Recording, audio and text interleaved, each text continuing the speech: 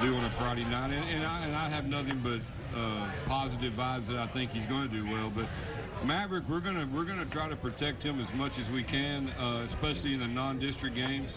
And then when the games start mattering, you know, we're gonna do whatever it takes to win them.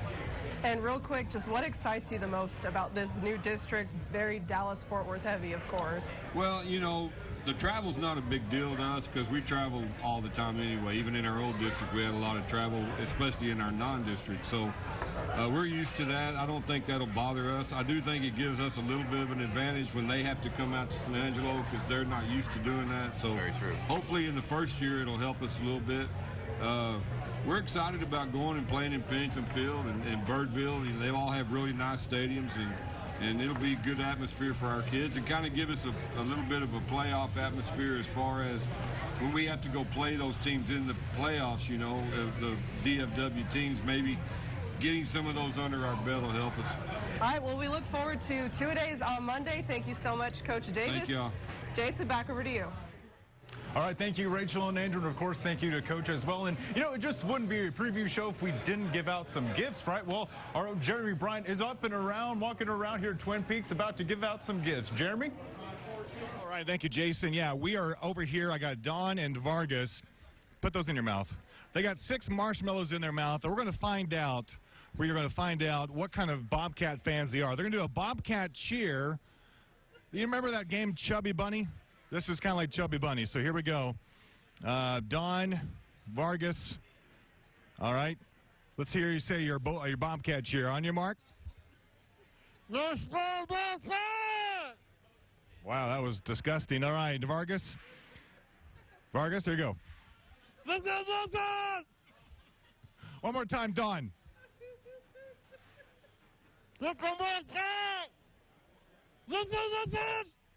All right, I'm going to give this 2 tickets to every Central Bobcat game here to Don. I actually understood what he said. Vargas, all I heard was... All right, so there we go. Congratulations, Don.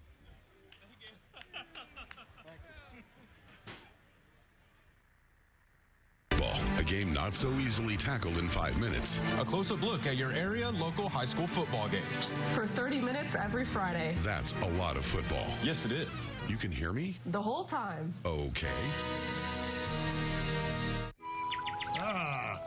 Welcome to my lodge. This temple of wood, stone, and sports is more than just a lifestyle. It's a mentality. At Twin Peaks, we're rooted in forest-to-table comfort food, wall-to-wall TV, and our signature 29-degree draft beer. So, welcome to the lodge mentality. Because here at Twin Peaks, we're all lumberjacks. Twin Peaks, eats, drinks, scenic views.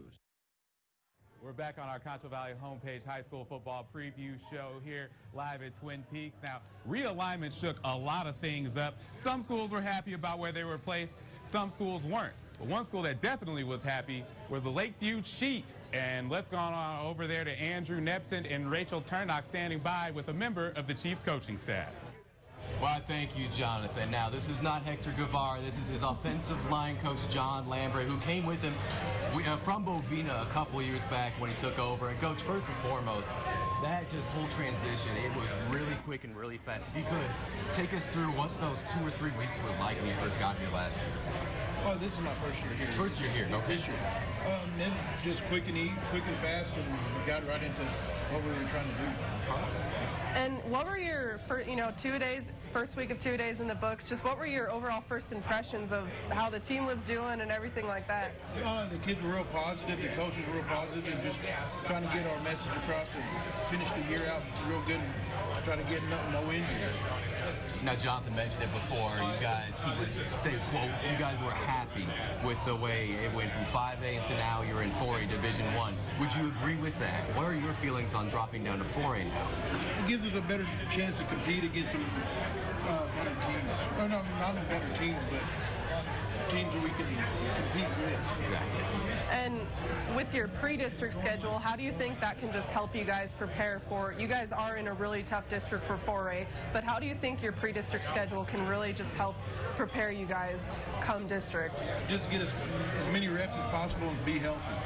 And when we get to district, be flying on all cylinders. coaching offensive. Obviously starts on offense with that offensive line, but behind them, first-year starting quarterback Kendall Blue, but he doesn't really seem like a first-year starting quarterback. When we talked to him on Monday, he exuded so much intelligence, and he's been a junior varsity starting quarterback before. What can we expect from him this year?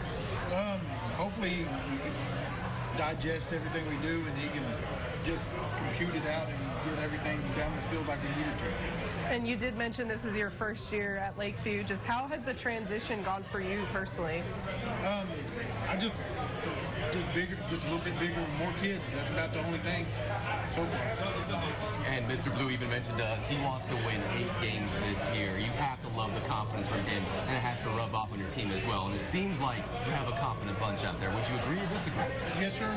I talked to Coach Guevara last year, and he said that they just got to finish games this year, and we should be on top of everything.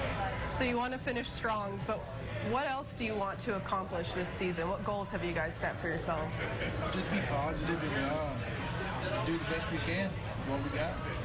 And what we got, folks, too, and thank you, Coach, by the way, is Jeremy Bryant with some more giveaways. JB, let's go over to you. All right, thank you, guys. I'm over here. I got Trey and Rebecca. You know, part of the game you can't do in high school football is dance in the end zone, but these guys can. We're going to do a best touchdown dance wins 4 Schlitterbahn tickets and also Lakeview season tickets. You got Trey, you just scored a touchdown. Touchdown, Lakeview. Oh. Nice. Throw a little T.O. in there or riding the cowboy, whatever that was. All right, Rebecca, she's a hockey fan, looks like. Touchdown, Lakeview. Okay. Real quick, right here. Who thinks Trey is the winner? Okay. How about Rebecca? All right, well, Rebecca, I'm going to give you the Schlitterbahn tickets. You got the Lakeview tickets, sir. Thank you very much. All right, back to you guys. All right, thank you, Jeremy, for that. Some interesting dances right there. Well, there's plenty more to come here on the Friday Night Football Preview Show coming up here in just a bit. Downtown San Angelo and Operation Blue Shield presents Run with the Heroes during the 2018 Riverfest along the San Angelo Riverwalk. Operation Blue Shield represents citizens, community leaders, and first responders working together to build safe and healthy neighborhoods. On September 15th, you'll have a chance to run or walk side by side with first responders at the 2018 Riverfest. For more information and to register, go to downtownsanangelo.com. All right, thank you, guys. Welcome back. All right, so I got some people here. They would not dance earlier, but I know they want to win something. I got free Angelo State tickets, and this is trivia, so you don't have to do anything. Sir, turn around for the camera. Turn around. There you go. What's your name? Tim. Tim's got a Vikings shirt on. He looks like a Viking, sort of. Tim, what is the mascot of Angelo State University? I have no clue. I'm from Minnesota. Okay. He's from Minnesota. He has no idea what they're the Rams. All right, next one. Someone help him out. What's the colors of Angelo State? Is it purple? Okay, we're going to go back. Purple, really? We're going to find. Thanks for trying. He just came here from Minnesota. Back to you guys. All right, that's hilarious. Okay, well, let's switch gears a little bit here. Now, in football, the official can serve as a leader, a follower, a hero, and a punching bag. No matter the role, it's important to understand that he is vital. The past few years, all across the state, the number of people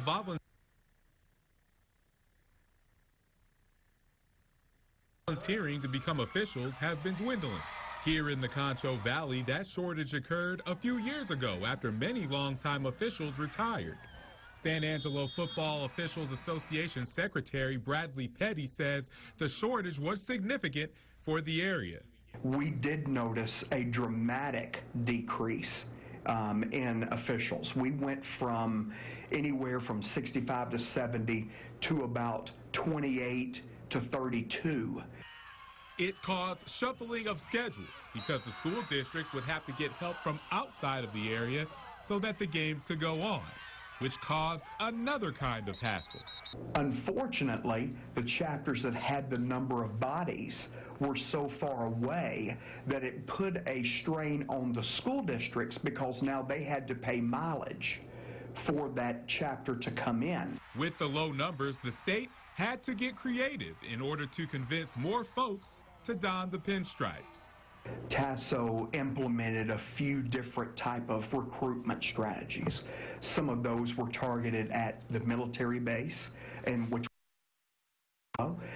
we also target a lot of our ASU and Howard College students because it's a very good supplemental income for them. The creativity of TASO, the Texas Association of Sports Officials, paid off. And this year, there seems to be an abundance of referees ready to work in the Concho Valley. Our numbers currently, we're crossing our fingers, but looks like it's going to be around 70 to 75. So it might be one of the biggest that we've ever had. This bounce back is yet another example of the passion that people have for the game of football. We always tell our folks, every game that you call is the Super Bowl to that student. And yes, officiating can be a thankless job, but those guys do a great job of taking that in stride. Now, the great thing about football is unless collectively the fans boo, you really don't hear it.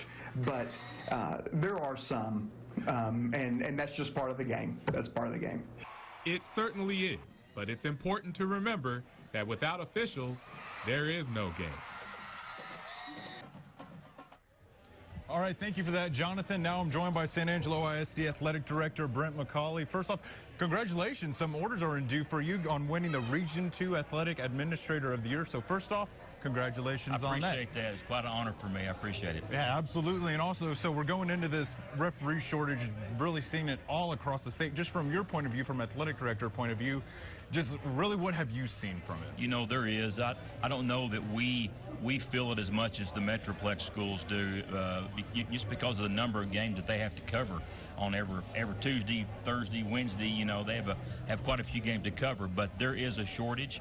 I don't know that the Concho Valley is at that point yet, but statewide, I had a coach tell me a couple of weeks ago that they sometimes only have 2 officials calling their 7th grade games, and so that's a pretty good sign right there that there is a shortage. But you know, there definitely is, and I know there's some things that UIL has done to try to help that measure a little bit, but you know, around here it's not as noticeable. Yeah, and I was reading online about UIL put out a statement saying the average age of the official is 58 years old. Why is that? Like, why aren't the younger people joining in on this? You know, those that have been in it for as long as they have, you know, have enjoyed it for a number of years, and so they've stayed hooked up. The younger generation that's staying away, I'm not sure exactly why, but I know that there's been some things done to try to help the fee schedule, you know, to hopefully draw them in. And so that's been done. The UIL has worked with the associations around the state to do that. But, you know, to get paid $35 to call a junior high basketball game and get chewed on by coaches and fans, you know, they sometimes figure out quick that it's not worth it. And so I'm sure that's some of it as well. But the young ones aren't getting in, and those that are getting in are getting out right now. And right now you're seeing this really affect the teams at the lower level, like the 1As, the 2As, the 3As. Do you see it being a problem to where it could maybe escalate to get up to the 5 and 6As? Well, it can. If these chapter numbers continue to dwindle, then that's very possible. But unfortunately, the 6-man and the small schools, they're the ones that feel it the most because the crews are going to are going to stay at the big school division most of the time. But sometimes you have to, readjust your schedule, play on Thursdays, play on Saturdays to make it work. But all in all, the Concho Valley, I think, is in pretty good shape right now. And if there's any referees possibly thinking about wanting to do it, what would you want to say to them? Give it a chance. We as administrators here in SAISD, we're working with our coaches and our players to try to encourage good sportsmanship from our end, to take that off of them. We've got a few measures in place now to also kind of monitor the stands a little bit better to help them there. But I'd say give them a chance and give us a chance too to try to make it work. These kids need officials. We got to have them to have these games played. So I'd say give it a shot and see what happens. All right, awesome. Thank you so much, Ben, for joining us. Thank you again. All right, we're going to go ahead and go back over to Jonathan. All right, thank you, guys. We all know how important the national anthem is to football. No controversy here. I got Caleb and I got Jonas here. 4 Schlitterbahn tickets. It's Sing for Schlitterbahn. Whoever can sing the first line of the national anthem, the most creative, put some soul into it, wins the tickets. All right, Caleb is a former Ram football player. All right, Caleb, let's hear what you got. Oh, say, can you see by the dawn's early light? All right, you went a little low soul there. All right, Jonas. He's not part of the Jonas Brothers, by the way. All right, Jonas is up next. Let's hear what you got.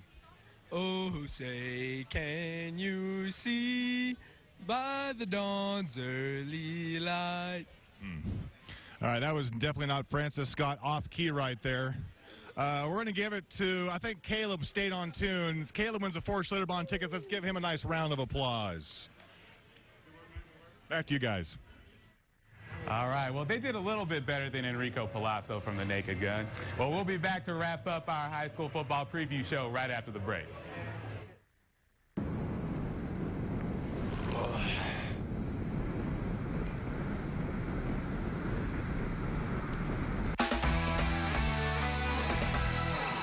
Yeah, I knew I shouldn't have gotten the extra large. Welcome to my lodge.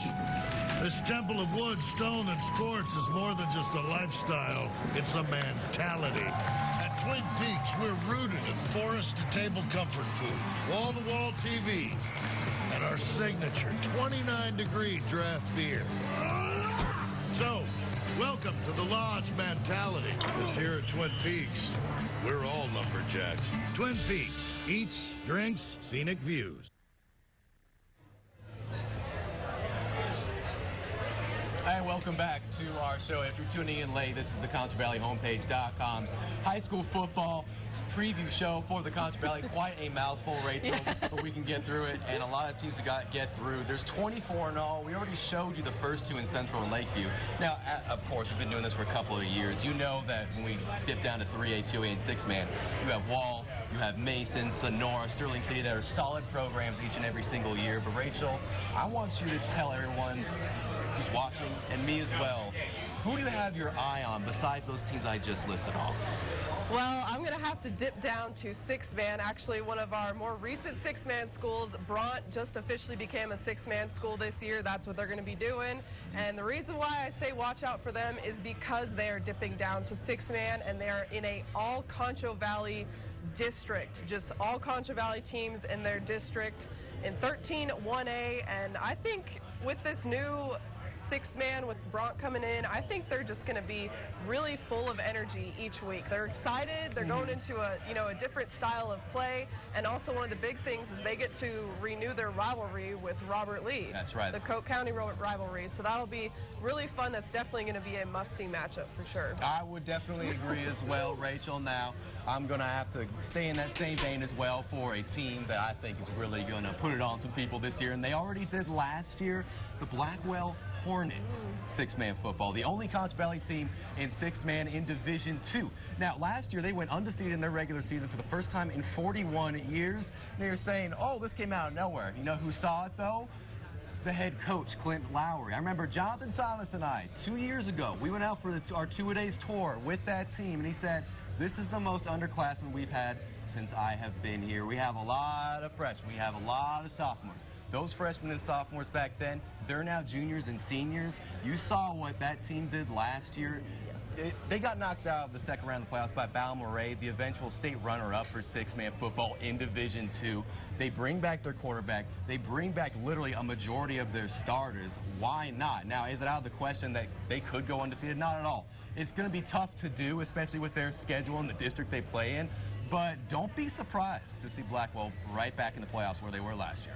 Yeah, and, we're just going to stick with 6-man. Another team that I'd say to watch out for are the Very Best Falcons. A few years ago, Very Best, was kind of an easy win for teams. Exactly. It was, all right, we're playing Very Best, this should be fine. But no, things have completely turned around out in Very Best. And when we went out there this week, they were saying, hey, it just feels so good to be a winning team again. They've made the playoffs the last 2 years, and they made history in 2016 when they made the playoffs for the first time ever in program history.